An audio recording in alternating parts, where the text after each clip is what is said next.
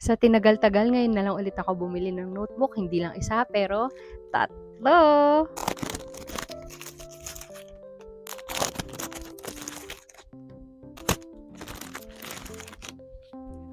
Binili ko 'to isang pa-square kasi tingnan niyo ang ganda ng pinaka-leather niya. May design. Handy, kasya lang sa aking palad. 92 pesos at ang tatak niya ay Trojan Story. Next naman ay A6 hardcover, 92 pesos. Lastly, olive green na notebook. Ang ganda. A6 na softcover. 129 pesos. Kaya siya mas mahal kasi may libre siyang pen. Bukod doon, bumili din ako ng gel pen, dalawa, less than 20 pesos each.